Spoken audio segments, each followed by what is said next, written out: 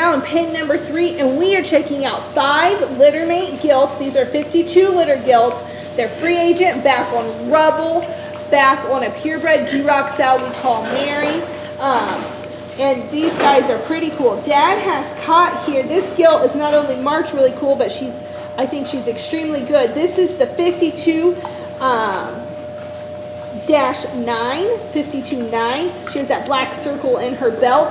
Study the basic build of this girl. She is square from the ground up. She's attractive up through that front end. Really wide and square coming at you as well.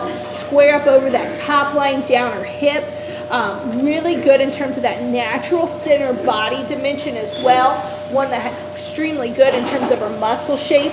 Big bones, can really go out and move. That's the 52-9. Coming here, kind of the cool, kind of crazy belted gilt. This is 52-12. This is the really attractive made, really cool designed gilt. Study her. She's really clean up through that front end. She's square top. She's level made. Really good in terms of center body dimension. She's big boned. Really good in her angle. She reminds me a lot of her daddy Rubble, just in how her head and neck carriage is. One that I think you get her home, you get her on a feeder, get her out of here from being kind of whipped on by her sisters, and we won't recognize her. But a really good, cool designed gilt that I think is going to go out and have a lot of fun. This is 52-15. Such a productive litter that we had here.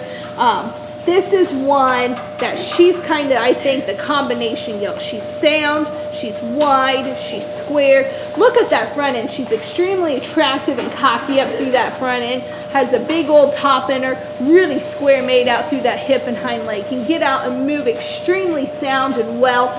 Very comfortable in her movement. Really good and attractive. You know, these are the kind I said I could just watch her go back and forth, and I think this is one of those gilts. She has that ability to go out and has that big time look to her. She also has that look, you know, if you want to take her back home and breed her. She comes from a great prolific sow line that always does a really good job for us, and that is the 52-15. We'll see which one Dad brings out of the pile next.